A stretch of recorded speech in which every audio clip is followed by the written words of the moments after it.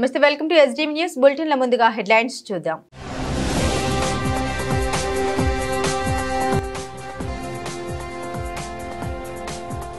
ఏపీలో ఘనంగా గణతంత్ర దినోత్సవ వేడుకలు. విజయవాడలో జాతీయ జెండా ఎగురవేసిన గవర్నర్ అబ్దుల్ నజీర్.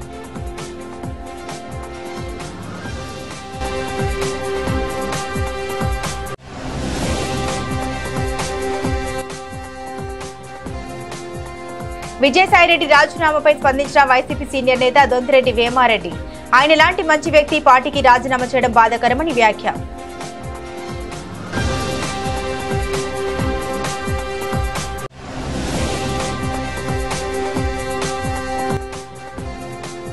ఎన్టీఆర్ కలెక్టరేట్ లో కోలాహలంగా గణతంత్ర దినోత్సవ వేడుకలు.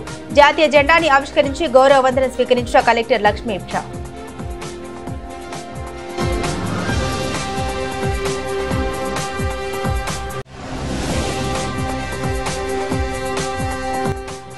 ఈ నెల 27వ తేదీ నుండి 31వ తేదీ వరకు శ్రీ వాసవి అమ్మవారి ఆత్మార్పణ రజతోత్సవ వేడుకలు. మహిళా భక్తులు పెద్ద ఎత్తున పాల్గొనాలని వాసవి ఫౌండేషన్ చైర్మన్ పిలుపు.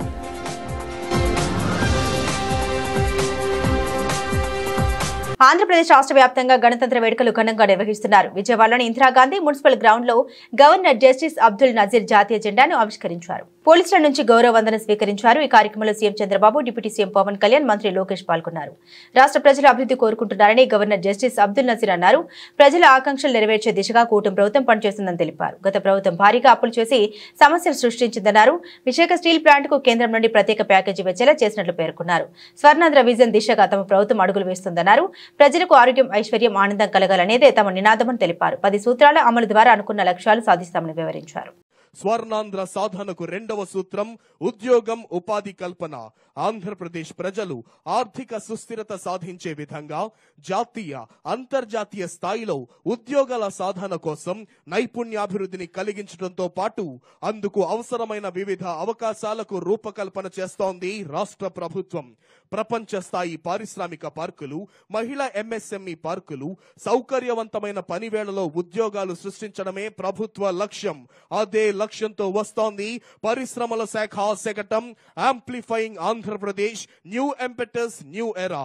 ఆధునిక సాంకేతికతను అందిపుచ్చుకొని వినూత్న ఆలోచనలు, విధానాలతో అభివృద్ధి, సంక్షేమ సాధనకై నూతన వరవళ్లకు శ్రీకారం చుట్టడంతో దేశవ్యాప్తంగా మంచి పేరు ప్రఖ్యాతలు గడించిన గొప్ప ప్రజానాయకుడు మన రాష్ట్ర ముఖ్యమంత్రి వర్యులు శ్రీ నారా చంద్రబాబు నాయుడు గారు అనటంలో ఎటువంటి సందేహము లేదు. రాష్ట్రంలో ఏర్పడిన ఎన్డీఏ కూటమి ప్రభుత్వం రాష్ట్రంలో సత్వర పారిశ్రామిక పురోభివృద్ధి సాధించే లక్ష్యంలో దేశంలో స్పీడ్ ఆఫ్ డూయింగ్ బిజినెస్ నినాదంతో ముందుకు వెళుతోంది. ఇప్పుడు మన ముందుకు వస్తోంది పర్యాటక శాఖ శకటం, పర్యాటక వారసత్వం మరియు సంస్కృతి. పర్యాటక రంగంలో గ్లోబల్ హబ్ గా మన ఆంధ్రప్రదేశ్. రాష్ట్ర పర్యాటక వారసత్వం మరియు సంస్కృతిని పరిరక్షిస్తూ heritage, temple, eco, rural, medical మరియు క్రూజ్ టూరిజాన్ని అభివృద్ధి పరచడం ద్వారా రాష్ట్రాన్ని పర్యాటక రంగంలో గ్లోబల్ హబ్ గా తీర్చిదిద్దాలనే లక్ష్యంతో రాష్ట్ర ముఖ్యమంత్రి వర్యులు శ్రీ నారా చంద్రబాబు నాయుడు గారి నాయకత్వంలోని ఎన్డీఏ ప్రభుత్వం అవిరళ కృషి చేస్తుంది. అందుకు తగ్గట్టుగా పర్యాటక రంగంలో పెట్టుబడిదారులను పెద్ద ఎత్తున ఆకర్షించేందుకు స్వర్ణాంధ్ర 2047 విజన్ డాక్యుమెంట్ లోని లక్ష్యాలను నిర్దేశించుకొని వాటి సాధనకై పర్యాటక రంగానికి పరిశ్రమల హోదాను కల్పించడంతో పాటు 2024-29 టూరిజం పాలసీలో నూతన విధానాలకు రూపకల్పన చేసుకోవటం జరిగింది. స్వర్ణాంధ్ర సాధనకు మూడవ సూత్రం నైపుణ్యం, మానవ వనరుల అభివృద్ధి. ప్రాథమికోన్నత విద్య నుంచి ఇంటిగ్రేటెడ్ స్కిల్లింగ్ కార్యక్రమం, స్కిల్ పాస్పోర్ట్ ద్వారా అంతర్జాతీయంగా ఉద్యోగాలు అందిపుచ్చుకునే అవకాశాన్ని కల్పించటం. అందులో భాగంగా మన ముందుకు వస్తోంది పాఠశాల విద్యాశాఖ సమగ్ర శిక్షా శకటం వికసిత ఆంధ్ర. కేజీ నుండి పీజీ వరకు సంస్కరణలతో నవశకానికి నాందిని పలుకుతూ ఎన్నో కార్యక్రమాలు చేపడుతోంది మన రాష్ట్ర ప్రభుత్వం. 1 నుండి 10 తరగతుల విద్యార్థులకు సరికొత్త రంగులతో సర్వేపల్లి రాధాకృష్ణన్ విద్యార్థి మిత్ర స్టూడెంట్ కిట్, ఇంటర్ విద్యార్థులకు books, NEET, JEE competitive material అందజేస్తోంది రాష్ట్ర ప్రభుత్వం. డొక్కా సీతమ్మ మధ్యాహ్న బడి భోజన పథకం ద్వారా జోన్లు వారీగా విద్యార్థులకు నచ్చేలా మెచ్చేలా మెనూలో మార్పు మార్పును తీసుకొచ్చి జనవరి 4 నుండి ఇంటర్ విద్యార్థులకు కూడా మధ్యాహ్న భోజన పథకాన్ని అందిస్తోంది రాష్ట్ర ప్రభుత్వం. ఇప్పుడు మన ముందుకు వస్తోంది నైపుణ్యాభివృద్ధి మరియు శిక్షణ శాఖ శకటం. గౌరవ ముఖ్యమంత్రి వర్యుల నిర్దేశానుసారం నాలెడ్జ్ ఎకానమీని అభివృద్ధి కోసం నైపుణ్య శిక్షణ ప్రధాన ధ్యేయంగా పాలిటెక్నిక్ మరియు ఐటీఐ ద్వారా పరిశ్రమలకు అనుగుణమైన వృత్తి, విద్య, ఉద్యోగ అవకాశాలే ప్రధాన లక్ష్యంగా ప్రాధాన్య రంగాలతో నైపుణ్య శిక్షణ మరియు అంతర్జాతీయ ఉద్యోగాలు పొందడంలో సహాయం చేయడం జరుగుతోంది. స్వర్ణాంధ్ర 2047వ సంవత్సరం నాటికి ఆంధ్రప్రదేశ్ను భారతదేశ నైపుణ్య రాజధానిగా తీర్చిదిద్దేందుకు గాను యువతకు సాధికారత కల్పించడంలో భాగంగా వినూత్న శిక్షణ కార్యక్రమాలు మరియు వ్యూహాత్మక పరిశ్రమల సహకారంపై దృష్టిని సారించింది రాష్ట్ర ప్రభుత్వం. గౌరవ మానవ వనరుల శాఖ మంత్రుల నిర్దేశానుసారం గ్రీన్ ఎకానమీ అభివృద్ధికై సుల్జన్ మరియు స్వనీతి ఇనిషియేటివ్ కంపెనీల భాగస్వామ్యంతో 5 గ్రీన్ ఎనర్జీ స్కిల్ ల్యాబ్లను ఏర్పాటు చేయడం ద్వారా 12,000 మంది యువతులకు ఆంధ్రప్రదేశ్ రాష్ట్ర నైపుణ్యాభివృద్ధి సంస్థ ఉపాధి అవకాశాలు కల్పిస్తోంది. వైసీపీ రాజ్యసభ సభ్యుడు విజయసాయిరెడ్డి పార్టీకి రాజీనామా చేస్తున్న విషయంపై మంగళగిరి వైఎస్ఆర్సీపీ సమన్వయకర్త దొంతిరెడ్డి వేమారెడ్డి స్పందించారు. తాడేపల్లిలోని ఆయన కార్యాలయంలో మీడియాతో మాట్లాడారు. విజయసాయిరెడ్డి లాంటి మంచి వ్యక్తి పార్టీకి రాజీనామా చేయడం బాధాకరమని మంగళగిరి వైఎస్ఆర్సీపీ సమన్వయకర్త దొంతిరెడ్డి వేమారెడ్డి అన్నారు. పార్టీని వీడిన విజయసాయిరెడ్డి వేరే పార్టీలో చేరతారన్న సోషల్ మీడియాలో వస్తున్న వార్తల్ని వారు తీవ్రంగా ఖండించారు. వైఎస్ఆర్సీపీ పార్టీని బలోపేతం చేసేందుకు అహర్నిశలు కృషి చేసిన మంచి వ్యక్తి విజయసాయిరెడ్డి అని పేర్కొన్నారు. విజయసాయిరెడ్డి పార్టీకి రాజీనామా చేయడం బాధాకరమని, వారి వ్యక్తిగత అభిప్రాయాన్ని గౌరవించాలని తెలిపారు. వ్యవస్థలు ఎవరి కోసం ఎదురు చూడకుండా వాటి పని అవి చేసుకుంటూ పోతాయని అన్నారు. రానున్న రోజుల్లో అన్ని సమస్యలు పరిష్కరించేందుకు కృషి చేస్తామని తెలిపారు. ప్రజల్లో వైఎస్ఆర్సీపీ పార్టీపై ఉన్న అభిమానం జగన్మోహన్ రెడ్డి ఓటు బ్యాంకు చెక్కు చెదరలేదని, పార్టీలో చేరడం వెళ్లడం సర్వసాధారణమని తెలిపారు. కూటమి ప్రభుత్వం ప్రజలకు ఇచ్చిన హామీలను అమలు చేయడంలో విఫలమైనంత కాలం వైసీపీ ఓటు బ్యాంకు పెరుగుతుందని ఈ సందర్భంగా వారు తెలియజేశారు. ఫ్రమ్ ది బిగినింగ్ నుంచి కూడా చాలా మంచి వర్కర్ ఆయన చాలా కష్టపడి పార్టీకి పనిచేసిన వ్యక్తి. అది మా జగన్మోహన్ రెడ్డి గారు కూడా బాగానే గుర్తించి ఆయనకి 2 సార్లు కూడా రాజ్యసభ ఇవ్వడం జరిగింది. అట్లాగే పార్టీకి కూడా జనరల్ సెక్రటరీ ఆయన మంచి దీంట్లోనే ఉన్నారు. సరే, ఆయన వ్యక్తిగత కారణాలు ఇవే ఉన్నాయి. ఆ కారణంగా కొద్దిగా రెస్ట్ తీసుకుందాం అనుకుంటారు బహుశా. ఆ కారణంతోనే ఆయన తప్పుకుంటున్నారు. నష్టం కలిగిద్దంటే ఇప్పుడుగా నష్టం కలగడానికి ఏమీ లేవు. మళ్ళా పార్టీ ఒక వ్యక్తి పోతే ఇంకో వ్యక్తి తయారవుతారు కదా, ఇది నేచురల్ ఫినామినా. ఎందుకంటే రాజకీయాల్లో గ్యాప్ వచ్చినప్పుడు చాలా రకాలుగా చాలా ఊహలు ఊహిస్తూ ఉంటారు.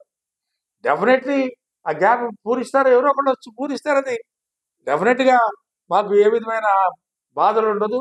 మాది నడుస్తూనే ఉంటుంది. ఈ ఉద్యమాలు ఇవన్నీ కూడా ఇదే కామన్ నడుస్తూ ఉంటాయి.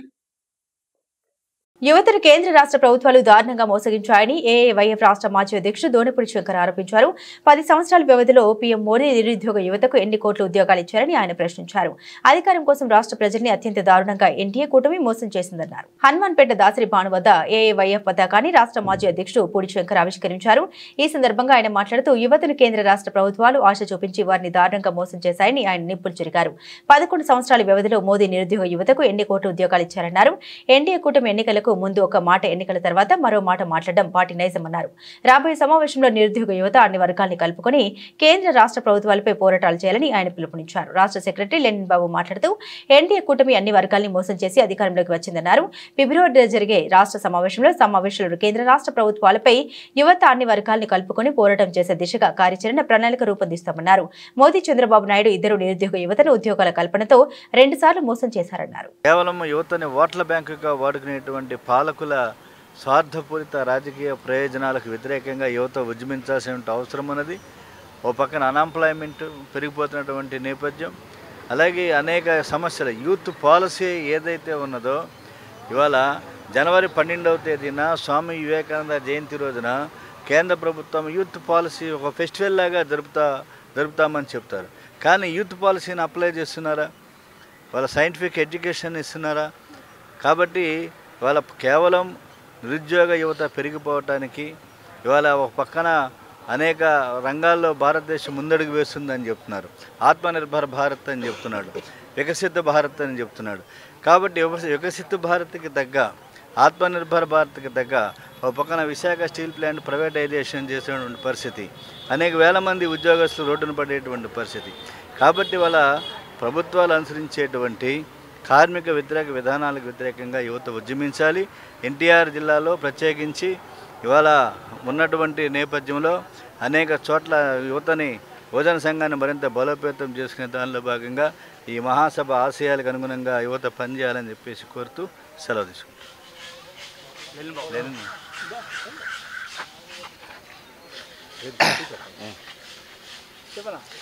ఎన్లేని బాబు, ఏఐవైఎఫ్ రాష్ట్ర కార్యదర్శి.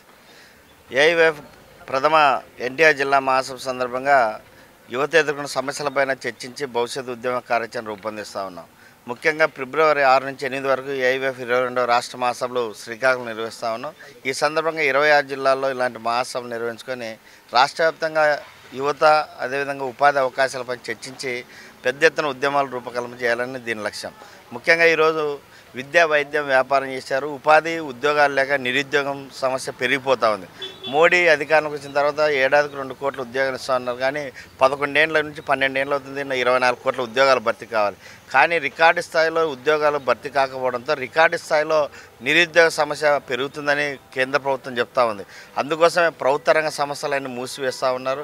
ఈరోజు ప్రైవేటీకరణ చేస్తూ ఉన్నారు. మేము ముఖ్యంగా ప్రభుత్వ రంగ సంస్థలు ఉంటేనే ఉపాధి కల్పిస్తారు. కాబట్టి మేము కోరుతా ఉన్నామంటే ప్రైవేట్ రంగంలో కూడా రిజర్వేషన్ కావాలని అడుగుతున్నాం. ఎందుకంటే ఈరోజు ప్రైవేట్ రంగం కూడా రోజు రోజు పెరిగిపోతుంది, ప్రభుత్వ రంగం నిర్వీర్యం అవుతుంది.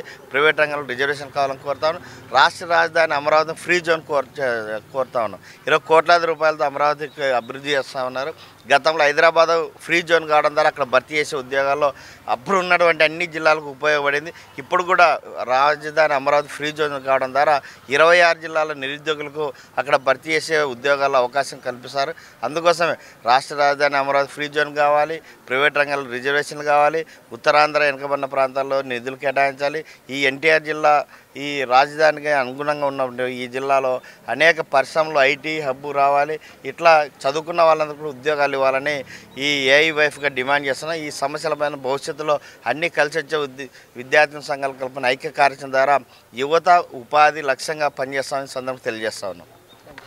ప్రస్తుత పరిస్థితుల్లో ఆటో డ్రైవర్లు ట్రాఫిక్ నియమ నిబంధన తప్పక పాటించాలని వక్తలు సూచించారు. ప్రయాణికులతో మర్యాదగా నడుచుకోవాలని, ఇప్పుడే ఆటో కార్మికుల పట్ల మంచి అభిప్రాయం ప్రయాణికులకు ఏర్పడుతుందన్నారు. గాంధీనగర్ ప్రెస్ క్లబ్ లో ప్రకృతిశీల ఆటో కార్మిక సంఘం ఆధ్వర్యంలో భద్రతా వారోత్సవాల సభ జరిగింది. ఈ కార్యక్రమానికి ముఖ్య అతిథిగా రవాణా మోహన్ ముఖ్య అతిథిగా వేచేశారు. ఈ సందర్భంగా ఆయన మాట్లాడారు. ఆటో డ్రైవర్లు ట్రాఫిక్ నియమ నిబంధనలు పాటిస్తే ప్రయాణికులను సురక్షితంగా గమ్య స్థానాలకు చేర్చే అవకాశం ఉంటుందన్నారు. చివరికి డ్రైవర్ కూడా సురక్షితంగా ఇంటికి చేరుకోవచ్చన్నారు. ద్విచక్ర వాహనదారులు తప్పనిసరిగా హెల్మెట్ ధరించాలన్నారు. నగరంలో ఆటో కార్మికుల సమస్యలు తమ దృష్టికి వచ్చాయని, త్వరలో వాటిని పరిష్కరించేందుకు కృషి చేస్తామన్నారు. పోలీస్ ఏడీసీపీ శ్రీనివాసరావు మాట్లాడుతూ ఆటో డ్రైవర్లు విధిగా యూనిఫామ్ ధరించాలన్నారు. ప్రభుత్వం నిర్దేశించిన విధంగానే ప్రయాణికుల వద్ద ఛార్జీ తీసుకోవాలన్నారు. గత సంవత్సరం రోడ్డు ప్రమాదంలో సుమారుగా 500 మంది పైగా మృతి చెందారన్నారు. ఆటో కార్మికులు ట్రాఫిక్ రూల్స్ పాటిస్తే రోడ్డు ప్రమాదాల సంఖ్య తగ్గే అవకాశం ఉందన్నారు. ఈరోజు రహదారి భద్రతా వారోత్సవాల్లో 10వ రోజు మనం ఈరోజు ప్రతిరోజు కూడా అన్ని రకాల వాహనదారులకు అందరూ కూడా మనం ప్రోగ్రామ్స్ పెడుతున్నాం. ఈరోజు స్పెసిఫిక్గా విజయవాడ నగరంలోని ఆటో డ్రైవర్లకి వాళ్ళకి ఈరోజు ఈ కార్యక్రమం పెట్టాము. ఐఎఫ్టియు యూనియన్ సంబంధించిన వాటితో వీళ్ళందరికీ కూడా వారు ఎలాంటి నియమ నిబంధనలు పాటించాలి, వీళ్ళు ప్రయాణికులతో ఎలాగ మెలగాలి, మరి ప్రమాదాలు జరగకుండా తీసుకోవాల్సిన జాగ్రత్తలు, అలాగే స్కూల్ పిల్లల్ని తీసుకెళ్లేటప్పుడు వాళ్ళు తీసుకోవాల్సిన జాగ్రత్తలు, ఓవర్లోడింగ్ చేయకుండా పోవడము, అలాగే ప్రయాణికులతో మర్యాదగా బిహేవ్ చేయడము, అట్లాగే ఫేర్స్ ఎక్సెస్గా కలెక్ట్ చేయకపోవడం, అన్ని విషయాల గురించి కూడా, అట్లాగే లగేజీలు ఆటోలుగా తిరగకపోవడము, అట్లాగే విజయవాడ నగరంలో ఉన్నటువంటి పర్మిషన్లో ఉన్న 8650 ఆటోలు తప్ప మిగిలిన ఆటోలకి విజయవాడ నగరంలో ప్రవేశం లేకుండా చేసే విధానాన్ని గురించి, అలాగానే తిరిగిన వాటి మీద చర్యలు తీసుకుంటామని కూడా హెచ్చరించడం జరిగింది.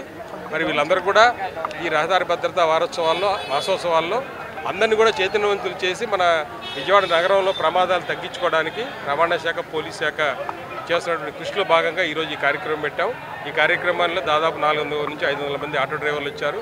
వాళ్ళందరూ కూడా ఈ భద్రతా నియమాలను పాటించాలని, మరి అలాగే మీ ద్వారా విజయవాడ నగర ప్రజలకి, ఎన్టీఆర్ జిల్లా ప్రజలందరికీ విజ్ఞప్తి చేస్తున్నది, రహదారి భద్రతా నియమాలను ఖచ్చితంగా పాటించండి, హెల్మెట్లు ధరించండి, సీట్ బెల్ట్లు ధరించండి, సెల్ ఫోన్ డ్రైవింగ్ చేయకండి, ఓవర్లోడింగ్, ఓవర్ స్పీడింగ్ వెళ్ళకండి. ఈ 6 నినాదాలతోనే మన రవాణా శాఖ ప్రమాదాలతో మానవ తప్పిద ప్రమాదాలను 80% తగ్గించడానికి మేము కృషి చేస్తున్నాం. కనీసం ఈ సంవత్సరం ఒక 25 నుంచి 50% ప్రమాదాలు తగ్గించి గత సంవత్సరం చనిపోయిన 430 మంది కాకుండా ఈసారి కనీసం 200 మంది ప్రాణాలు కాపాడాలని పోలీస్ శాఖ, రవాణా శాఖ కృషి చేస్తున్న భాగంగా ఈరోజు ఈ కార్యక్రమం పెట్టాం. Thank you. విజయవాడ నగరంలో రాచరికం చిత్ర యూనిట్ సందడి చేసింది. జనవరి 31వ తేదీన విడుదల కానున్న తమ చిత్రాన్ని ప్రేక్షకులు వీక్షించి ఆదరించాలని హీరో విజయశేఖర్ కోరారు. మొగల్ రాజాపురంలోని ఒక హోటల్లో ఏర్పాటు చేసిన విలేకరుల సమావేశంలో చిత్ర హీరో విజయశేఖర్ మాట్లాడారు. రాయలసీమ నేపథ్యంలో రాచరికం చిత్రాన్ని నిర్మించడం జరిగిందన్నారు. ప్రముఖ హీరో వరుణ్ సందేశ్ ఈ చిత్రంలో విలన్ పాత్రలో మొదటిసారిగా నటిస్తున్నారని, ఆయన నటన చిత్రానికి హైలైట్ గా ఉంటుందని తెలిపారు. ఈ చిత్రంలో అప్సర రాణి నటన తెలుగు ప్రేక్షకులకు ఖచ్చితంగా నచ్చుతుందని పేర్కొన్నారు. ఇప్పటికే విడుదలైన టీజర్, ట్రైలర్ కు ప్రేక్షకుల నుండి విశేష స్పందన లభిస్తుందన్నారు. ఈ చిత్రానికి ఇండస్ట్రీకి సంబంధించిన ప్రముఖ సాంకేతిక నిపుణులు పనిచేస్తారని పేర్కొన్నారు. అనంతరం హీరోయిన్ అప్సర రాణి మాట్లాడుతూ కనకదుర్గమ్మ దర్శనంతో విజయవాడ నగరంలో రాచరికం సినిమాకు సంబంధించిన ప్రమోషన్స్ ప్రారంభించడం ఎంతో సంతోషంగా ఉందన్నారు. విజయవాడ ప్రేక్షకులు తమను ఎంతగానో ఆదరిస్తూ ఉన్నారని తెలిపారు. అనంతరం దర్శకుడు సురేష్ లంకలపల్లి మాట్లాడుతూ రాయలసీమ నేపథ్యంలో ఈ చిత్రాన్ని నిర్మించామని, రాచరిక వ్యవస్థ అంటే ఏంటి, ఆ రోజుల్లో ఆ వ్యవస్థ ఎలా ఉండేదనేది ఈ చిత్రం ద్వారా నేటి తరం ప్రేక్షకులకు తెలియజేస్తున్నట్లు తెలిపారు. తమ చిత్రాన్ని ప్రేక్షకులు విజయవంతం చేయాలన్నారు. విలేకరుల సమావేశంలో చిత్ర నిర్మాతలు ఈశ్వర్, చాణిక్య పాల్గొన్నారు. చాలా కాలేజ్కి వెళ్ళాం, దుర్గమ్మ టెంపుల్కి వెళ్ళాం, అలాగే బాబాయ్ హోటల్కి వెళ్ళాం, మంచి మంచి ఈవెంట్స్ చేసాం. ఇక్కడ ఈ సినిమాని బాగా ఆదరిస్తారని కోరుకుంటున్నాం. ఈ మంత్ 31st ఈ మూవీ రిలీజ్ అవబోతుంది కనుక ప్రతి ఒక్కరూ ఈ సినిమాని చూసి ఆదరిస్తారని కోరుకుంటున్నాం. Thank you very much. అందరికీ నమస్కారం. Thank you for being here and having us here. So this is my second time in Vijayawada in last 2 weeks. I came to Kaikulur for Sankranti event, and I think Vijayawada, I love Vijayawada and Vijayawada loves me back, so I keep coming here very often, and I've been getting a lot of warm love, and even the last time and even today we went to Durgamma temple and we got blessings, and we feel very positive and very nice after very raw rustic flavor in the film, and you guys are going to love it. I'm very confident, very excited for the release. So our movie Racharikam promotions ki Vijayawada raavadam jarigindi roju, and morning అమ్మవారి blessings తీసుకొని మా promotions, మా మూవీకి first promotions Vijayawada నుంచి start చేయాలని మేము movie start చేసినప్పుడు అనుకున్నాం. సో అదేవిధంగా మేము ఇక్కడ రావడం జరిగింది. సో మార్నింగ్ నుంచి కూడా Babai hotel and MBR college different places తిరగడం జరిగింది. We got very good encouragement. చాలా మేము అసలు ఎంత ఎక్స్పెక్ట్ చేయలేదు. ట్రైలర్ ప్రతి ఒక్కరికి నచ్చింది. అండ్ మా మూవీ హైలైట్స్కి వచ్చేస్తే ఫైట్స్ కానీ, సాంగ్స్ కానీ, అండ్ ఫనీ సీక్వెన్సెస్ కానీ, ఎవ్రీథింగ్. ట్రైలర్కి వచ్చిన రెస్పాన్స్ ఇప్పటికీ మర్చిపోలేం. వెరీ గుడ్ రెస్పాన్స్ వచ్చింది. We are very thankful for that, and మీ అందరి బ్లెస్సింగ్స్ కూడా కావాలి. విజయవాడ ఆల్ ఓవర్ ఆల్ థియేటర్స్లో ఈ మూవీ రిలీజ్ అవుతుంది. సో మీ నియరెస్ట్ థియేటర్లో వెళ్ళి చూడండి తప్పకుండా. Thank you so much. And ఈ మూవీకి డైరెక్టర్గా సురేష్ లంకలపల్లి గారు చేశారు. ఇట్స్ 3rd మూవీ తనది. అండ్ ప్రొడ్యూసర్గా అసలు రాయలసీమ ఏంటి వాళ్ళ యాసతో సహా ఈ మూవీలో పెట్టున్నాం అనమాట. ఎవ్రీవన్ ఇదే రాయలసీమ అని చెప్పేసి ప్రతి ఒక్కరు తెలుసుకుంటారు. మాలాంటి యంగ్ టీమ్ని సపోర్ట్ చేయడానికి వచ్చినందుకు ఫస్ట్ ఆఫ్ ఆల్ చాలా థ్యాంక్స్ అని చాలా చిన్న word, but thank you so much. Vijayawada అమ్మవారి దర్శనంతో స్టార్ట్ చేసి కాలేజెస్ అన్ని కవర్ చేసాం, బాబాయ్ హోటల్ దగ్గర నుంచి అన్నీ కవర్ చేసాం. అండ్ ఇంకా ఫ్యూ మోర్ ఈవెంట్స్ ఉన్నాయి ఇక్కడ విజయవాడలో. నాకు ఈ టీంలో వర్క్ చేసినందుకు చాలా హ్యాపీగా ఉంది. ముఖ్యంగా మా lead actors Vijay and Apsara Rani. నేను దీనికి అప్సర గారికి సిబ్లింగ్, ఒక బ్రదర్ క్యారెక్టర్ చేశాను.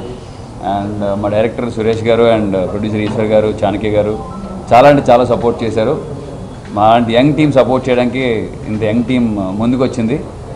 అండ్ ఇలాంటి సినిమాని మీరు అందరూ ఆదరిస్తారని మనస్ఫూర్తిగా కోరుకుంటున్నాను. ప్రతి పాత్ర ఈ సినిమాలో చాలా కీ రోల్ ప్లే చేస్తాయి.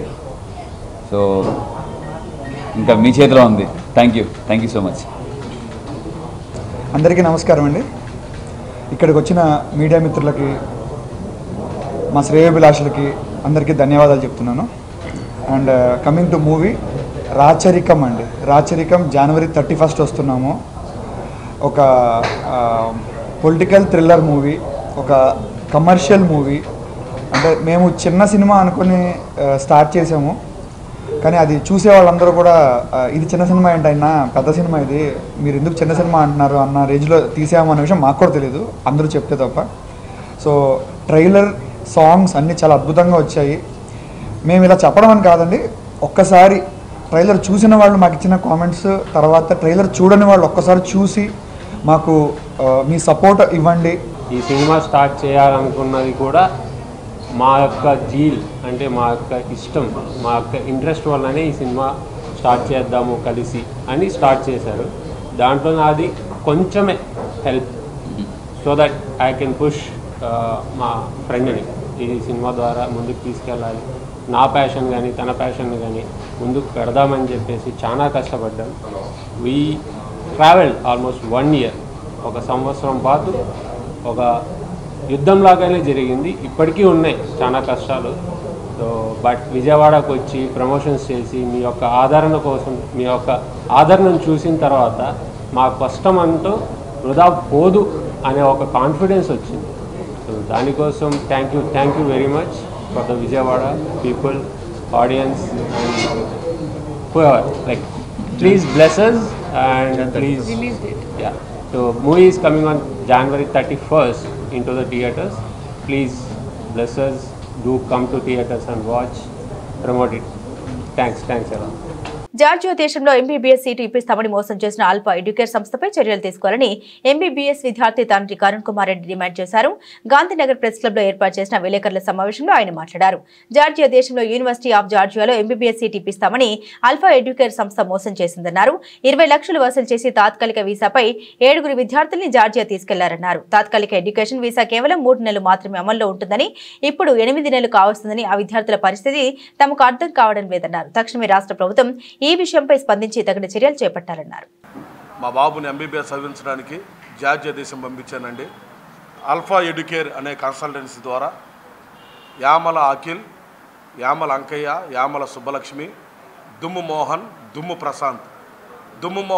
ప్రశాంత్ అనే వాళ్ళు. ఆ దుమ్ము మోహన్ అనే వ్యక్తి కృష్ణా జిల్లా నాగలంక మండలం సంగమేశ్వరం అనే గ్రామంలో ఉంటాడు.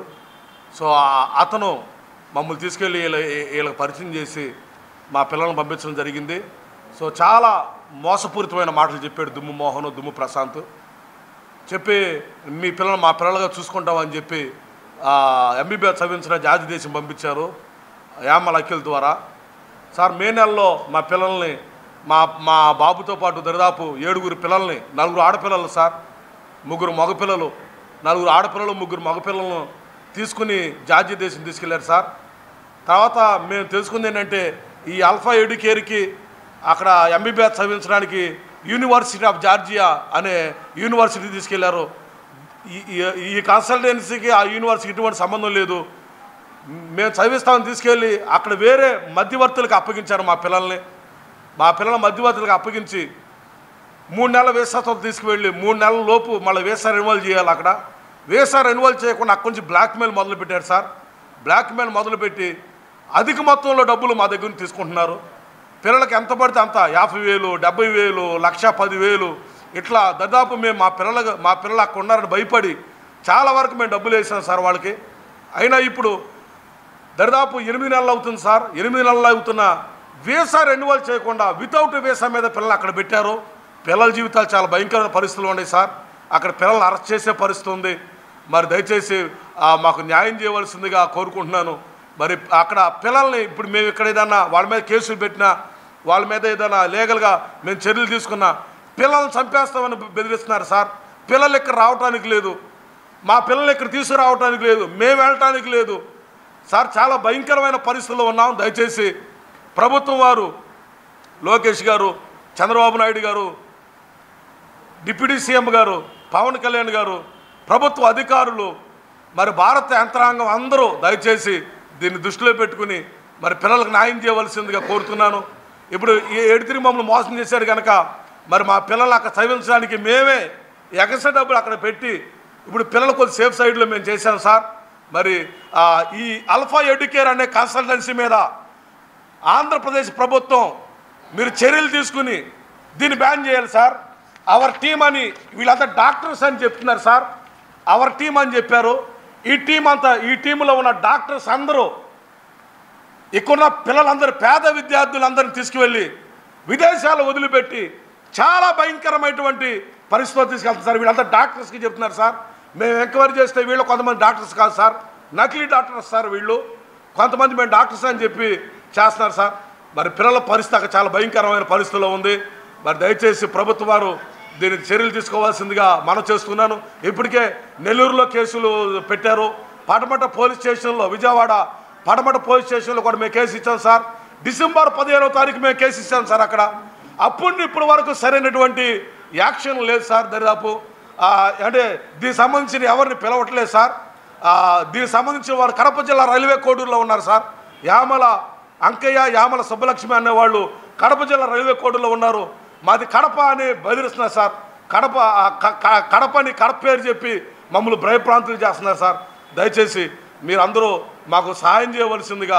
మరి 7 పిల్లలు సార్, 4 ఆడపిల్లలు సార్, 4 ఆడపిల్లలు, 3 మగపిల్లలు, ఇంకా అంతకుముందు దాదాపు 15 మంది సార్. ఈ 15 మంది స్థితి అలాగే ఉంది సార్ అక్కడ.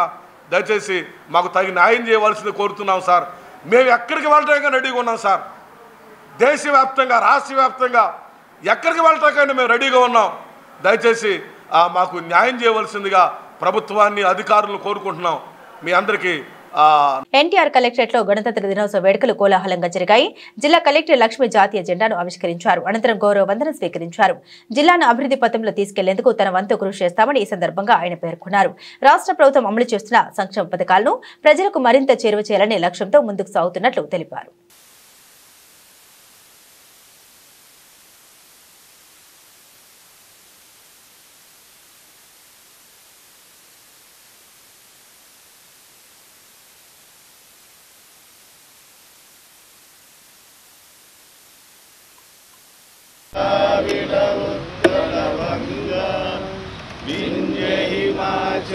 यमुना गंगा उज्जल जलधि तरंगा तव शुभ नामे जागे तव शुभ आशीष मांगे गाये तव जय गाथा जनगण मंगलदायक जय हे भारत भाग्य विधाता जय हे जय हे जय हे आदर everyone.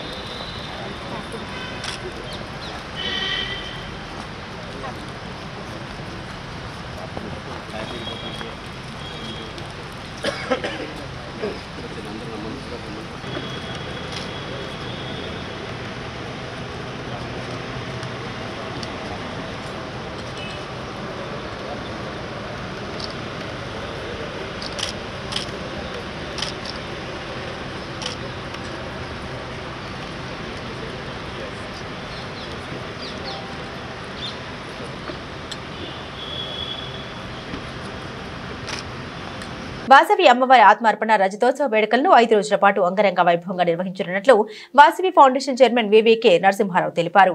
ప్రథమంగా వాసవి అమ్మవారికి తిరుప్పావడై కార్యక్రమం నిర్వహిస్తున్నామని భక్తులు పెద్ద ఎత్తున ఈ ఉత్సవాల్లో పాల్గొనాలని ఆయన పిలుపునిచ్చారు. 1 టౌన్ పూజారి వారి వీధిలోని శ్రీ కన్యక పరమేశ్వరి కళ్యాణ మండపంలో ఏర్పాటు చేసిన విలేకరుల సమావేశంలో రజతోత్సవ వేడుకలకు సంబంధించిన కరపత్రాలు ఆవిష్కరించారు. అనంతరం Vasavi foundation chairman VVK Narasimharao, గౌరవ సలహాదారులు సిఎస్ సుబ్బరాయుడు మాట్లాడారు.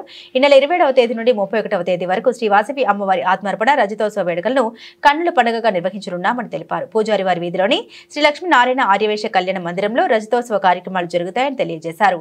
27వ తేదీన జరిగే అమ్మవారి ఆత్మార్పణ రజతోత్సవ వేడుకలను Andhra Pradesh Aryavysya welfare and development corporation chairman Parupalli Rakesh లాంఛనంగా ప్రారంభిస్తారని వివరించారు. రజతోత్సవ కార్యక్రమంలో భాగంగా 27వ తేదీన వాసవి మూలమంత్ర హోమం అష్టద్రవ్యాలతో లక్ష్మీ గణపతి హోమం జరుగుతుందని తెలిపారు. 28వ తేదీన అష్టలక్ష్మి సహిత నారాయణ హోమం, పురాణ ప్రవచన బ్రహ్మశ్రీ వేమ సుబ్రహ్మణ్య గుప్తాచే శ్రీ వాసవి పురాణం, వాసవి అమ్మవారికి లక్ష తులసి అర్చన జరుగుతుందని వివరించారు. 29వ తేదీన మృత్యుంజయ పాశుపత హోమం, నవగ్రహ హోమం, అపమృత్యు నివారణ, వాసవి వ్రతములు జరుగుతాయని తెలిపారు. 30వ తేదీన శ్రీ వాసవి అమ్మవారికి తిరుప్పావడే కార్యక్రమం ఊరేగింపు కన్నుల పండుగగా జరుగుతుందని విశేష సంఖ్యలో మహిళా భక్తులు ఈ కార్యక్రమంలో పాల్గొనాలని కోరారు. 31వ తేదీన 102 మంది కన్యలతో కలశాల ఊరేగింపు, అమ్మవారికి అభిషేకాలు, కుంకుమార్చన, అమ్మవారి మోక్షగుండం సందర్శన, హోమం, పుష్పార్చన కార్యక్రమాలు జరుగుతాయని వివరించారు. అనంతరం ఆవోప రాష్ట్ర మహిళా అధ్యక్షురాలు అరవేటి నిర్మల మాట్లాడారు. వాసవి అమ్మవారి ఆత్మార్పణ రజతోత్సవ వేడుకల్లో మహిళా భక్తులు పెద్ద ఎత్తున పాల్గొనాలని ఈ సందర్భంగా ఆమె పిలుపునిచ్చారు. వాసవి ఫౌండేషన్ వివికే నరసింహరావు గారి ఆధ్వర్యంలో గత 25 సంవత్సరాల నుంచి ఈ వాసవి మాత ఆత్మార్పణ దినోత్సవం జరుగుతున్నది అని మీ అందరికీ తెలుసు.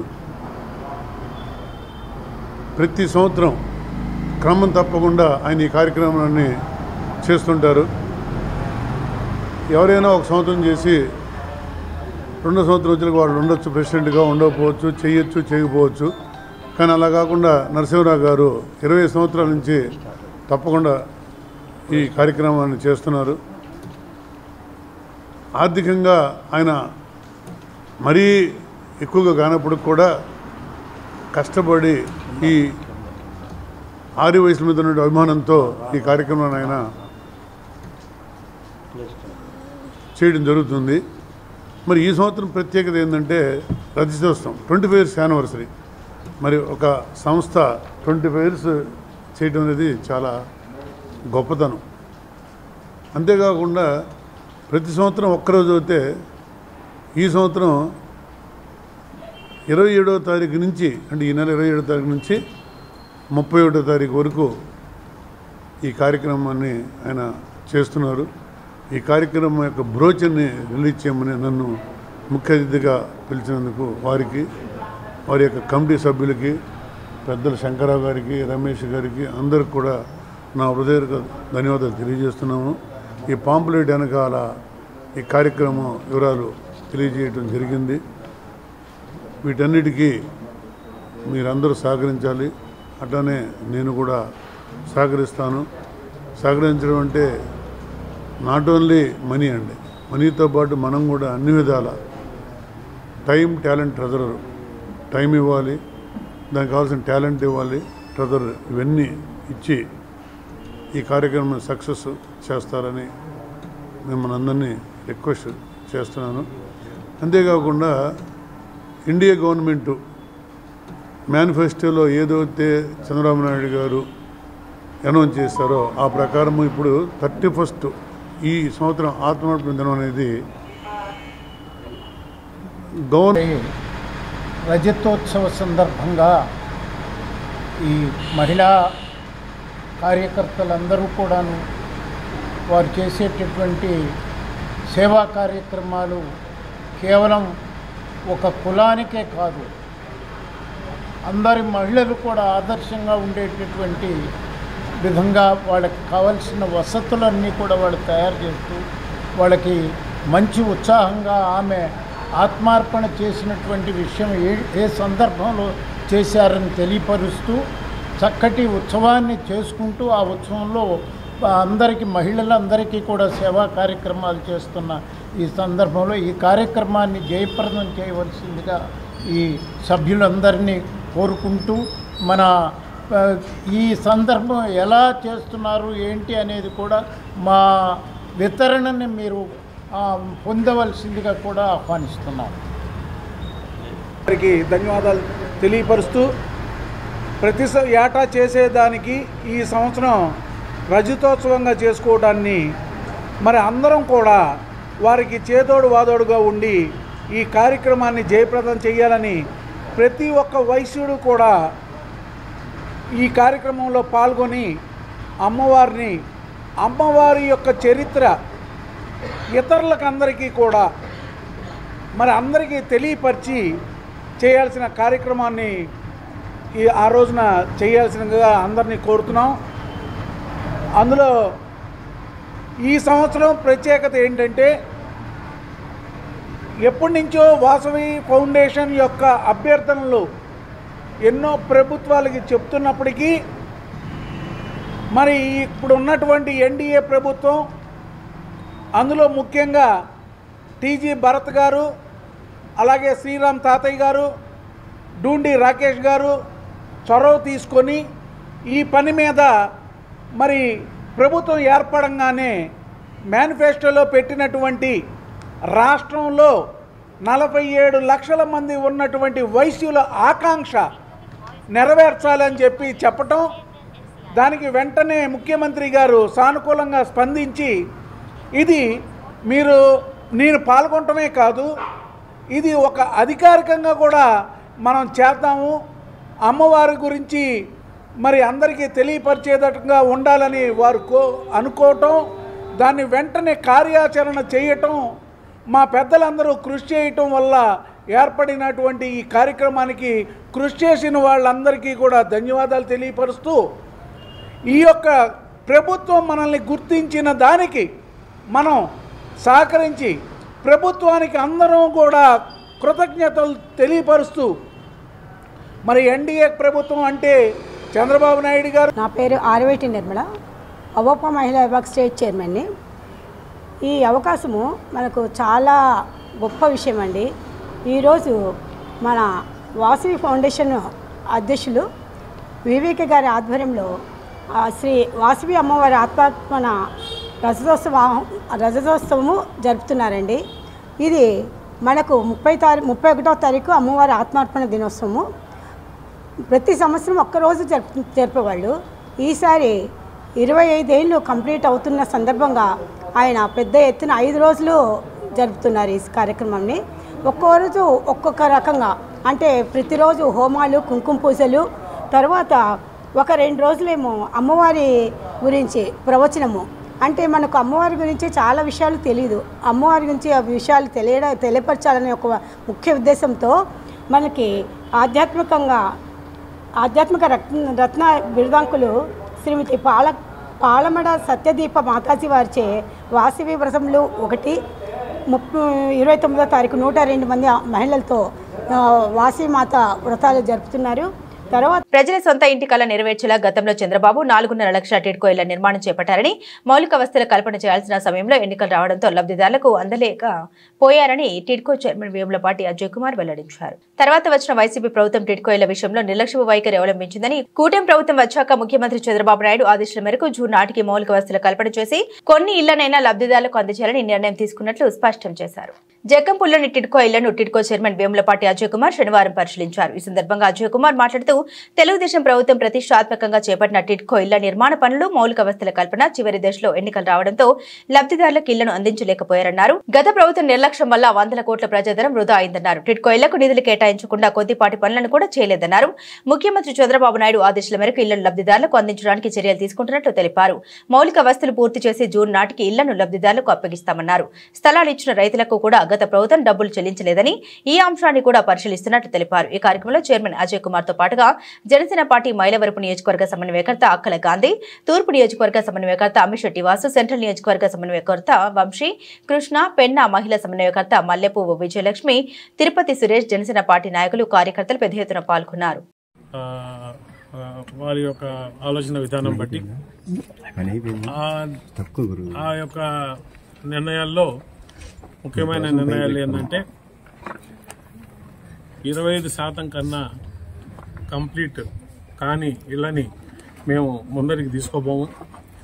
టిడ్కో ఇళ్ల మీద మాకు అంత ఇంట్రెస్ట్ లేదు అనే విధంగా ఒక సిగ్నల్ ఇస్తూ 4,52,000 ఇళ్లని ఏదైతే అప్పటి ప్రభుత్వం చంద్రబాబు నాయుడు గారి ప్రభుత్వం శాంక్షన్ చేసిందో దాన్ని కుదించి 2,61,000 ఇళ్లు మాత్రమే నిర్మిస్తాం అని చెప్పి అప్పటి ప్రభుత్వం నిర్ణయం తీసుకుంది. ఆ నిర్ణయం తీసుకున్న తర్వాత కూడా ఈ 2,21,000 ఇళ్ళైనా కానీ కంప్లీట్ చేశారా అంటే వాటికి నిధులు రిలీజ్ చేయకుండా ఈ ఏదైతే కాంట్రాక్టర్స్కి కావాల్సిన పేమెంట్లు కానీ లేదు ఇన్ఫ్రాస్ట్రక్చర్కి కావాల్సిన పేమెంట్లు కానీ ఇవన్నీ కూడా ఆపేసి దాదాపు ఈ టిడ్కో ఇళ్ళని నిర్వీర్యం చేయడం అయింది. ఇవాళ మనం కానీ చూస్తే ఇక్కడ 2 బెడ్రూమ్ హౌసెస్ దాదాపు ఈ పర్టికులర్ లొకేషన్లోనే 179 బ్లాకుల్లో 3,800 సుమారు 2 బెడ్రూమ్ హౌసెస్ నిర్మాణం చేయడానికి ఆ రోజు ప్లాన్ చేశారు. మనం పోయి చూసాం. 2 బెడ్రూమ్ హౌసెస్ చాలా నాణ్యంగా బాగున్నాయి. నిజంగా ఇవన్నీ కానీ కంప్లీట్ చేసి ఇచ్చుంటే ఎంతోమంది కుటుంబాలకి మంచి ఒక నివాస స్థలం ఏర్పడింది. అప్పటి ప్రభుత్వం, చంద్రబాబు నాయుడు గారి ప్రభుత్వం, ఒక ఇల్లు కట్టడం మాత్రమే కాకుండా మీరు కానీ చూసారంటే ఆహ్లాదమైన వాతావరణంలో వాళ్ళకి కావాల్సిన సకల సదుపాయాలు ఈ యొక్క సముదాయాల్లోనే చేకూర్చి ఇవి ఒక గేటెడ్ కమ్యూనిటీ అని ఏదైతే మనం అంటామో ఆ రీతిలో చేసి ఇవ్వాలని చెప్పి ప్లాన్ చేసిన సముదాయాలు. ఇవాళ మీకు ఎస్టీపీస్ ఉంటాయి, సివరేజ్ ట్రీట్మెంట్ ప్లాంట్స్, ఎక్కడికక్కడికి డ్రైనేజ్ ట్రీట్ చేయడానికి, వాటర్ సప్లై, మీకు డ్రింకింగ్ వాటర్ సప్లై, దాని గురించి ఈ పర్టికులర్ లేఅవుట్కి వస్తే జగ్గంపూడి లేఅవుట్ ఇప్పుడే మా సిఈ గారు చెప్పారు 143 కోట్ల ఖర్చుతో కృష్ణానది నుంచి జలాలు మనం పైప్ వేసి జలాలు ఇక్కడికి తెచ్చి ఇక్కడ ట్రీట్మెంట్ చేసి నీళ్ళని ఈ మొత్తం కాలనీలకే కాకుండా పక్కనున్న జక్కంపడి గ్రామానికి కూడా డ్రింకింగ్ వాటర్ ఇచ్చేటట్టు ప్లాన్ చేసిన ఇంత ప్రభుత్వమైన ఒక పథకాన్ని ఇతడి ప్రభుత్వం దుర్మార్గంగా నిధులు రిలీజ్ చేయకుండా వీటిని ఎట్టన్నా టెడ్కో కాలనీస్ని నిర్వీర్యం చేయాలా. రంగులు మాత్రం మార్చారు, ఇంకేం చేయలేదు. ఒక ఖర్చు పెట్టింది రంగులు మార్చడానికి మాత్రమే వాళ్ళు అనే ఒక దురాలోచనతో చేసిన కార్యక్రమం. బులెటిన్ ముగించే ముందు హెడ్లైన్స్ మరోసారి.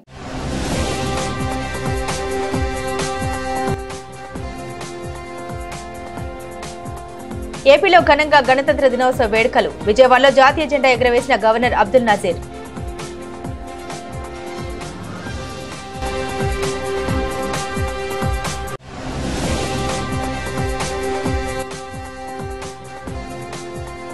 విజయసాయిరెడ్డి రాజీనామాపై స్పందించిన వైసీపీ సీనియర్ నేత దొంతిరెడ్డి వేమారెడ్డి. ఆయన లాంటి మంచి వ్యక్తి పార్టీకి రాజీనామా చేయడం బాధాకరమని వ్యాఖ్య.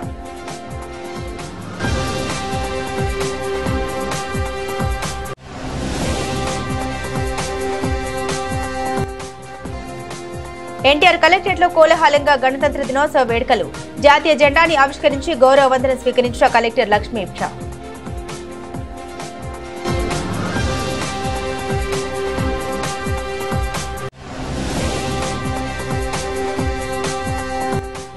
ఈ నెల 27వ తేదీ నుండి 31వ తేదీ వరకు శ్రీ వాసవి అమ్మవారి ఆత్మార్పణ రజతోత్సవ వేడుకలు. మహిళా భక్తులు పెద్ద ఎత్తున పాల్గొనాలని వాసవి ఫౌండేషన్ చైర్మన్ పిలుపు.